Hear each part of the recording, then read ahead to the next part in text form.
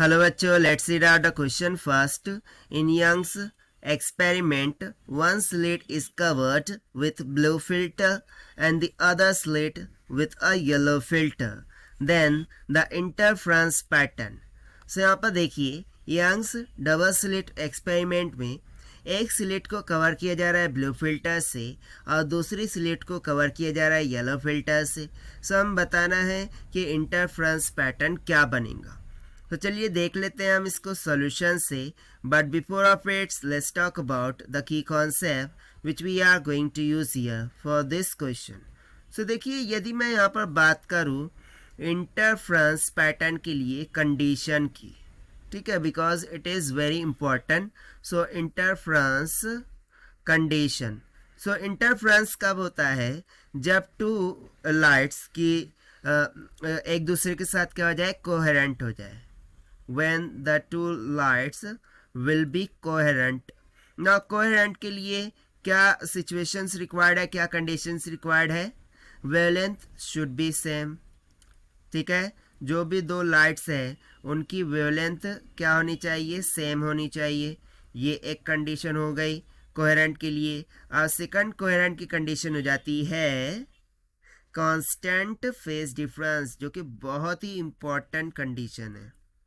right, that is constant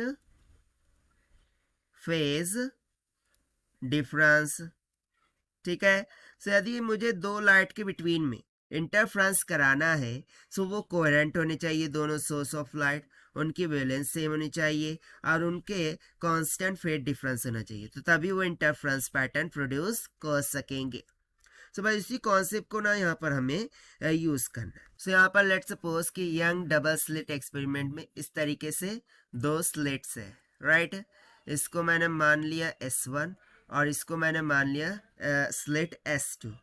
अब according to question हम यहाँ पर क्या कर रहे हैं कि एक स्लिट को हम येलो फिल्टर से कवर कर रहे हैं. देखिए मैं यहाँ पर येलो फिल्टर से दिखा रहा हूँ, ठीक है. इस स्लिट को हमने येलो फिल्टर पर रख दिया है S1 को. और सिमिलरली जो दूसरी स्लिट है उसमें हमने ब्लू फिल्टर लगा दिया है. देखिए मैंने यहाँ पर ब्लू कलर से दिखा दिया है कि इस पर हमने क्या किया, एक ब्लू फिल्टर लगा दिया.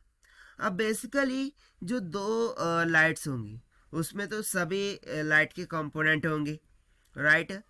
बट जैसे ही वो लाइट येलो फिल्टर पर पड़ेंगी, ठीक है, सो फिल्टर का काम क्या होता है बेसिकली. यदि मैं यहाँ पर बात करूँ फिल्टर के बारे में, सो फिल्टर एक तरीके का हम बोल सकते हैं ना कि छलनी होती है कि उसमें से वही कंपोनेंट पास होंगे जिसके लिए वो फिल्टर बनाया गया है.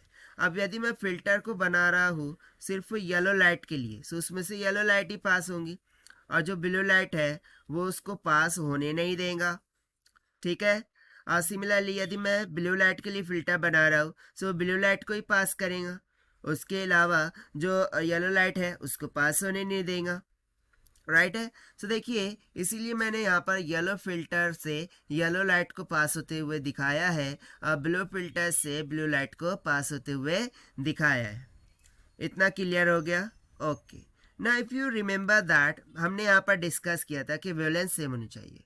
बट क्या येलो लाइट की वेवलेंथ, जो कि मैं लेट कर लेता हूँ कि लेमडा वाई है, और ब्लू लाइट की जो वेवलेंथ है वो लेमडा बी है, क्या ये दोनों इक्वल होंगे?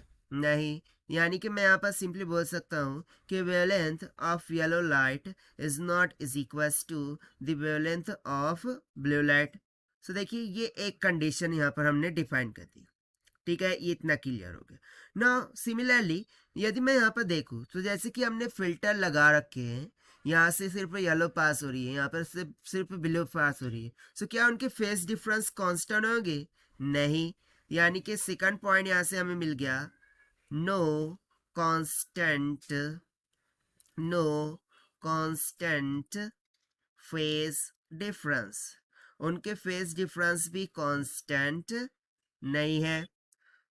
अब देखिए इंटरफ्रेंस के लिए कंडीशन ही यही रखी गई थी कि वो कोहेरेंट होने चाहिए, कोहेरेंट के लिए वेवलेंथ सेम होनी चाहिए, कांस्टेंट फेज डिफरेंस होने चाहिए. बट यहाँ पर तो वेवलेंथ भी सेम नहीं है और कांस्टेंट फेज डिफरेंस भी नहीं है. सो क्या इंटरफ्रेंस होगा? नहीं। क्या इंटरफ्रेंस पैटर्न बनेगा? नहीं। एंड दैट इज वाई यहाँ से सिंपली हमारा आंसर क्या निकल के आ जाता है, that is therefore, here I am writing, therefore no interference pattern will form. No interference pattern, no interference pattern will form. यहाँ पर कोई इंटरफ्रेंस पैटर्न बनेगा ही नहीं। ठीक है, सो देखिए यही हो जाता है हमारा आंसर फॉर दिस क्वेश्चन, जो कि हमने सॉल्व किया है by using the concept regarding the interference condition. Now let us take the option. So option D will become correct. So this is the required solution. I hope you understood well. Best of luck. Thank you.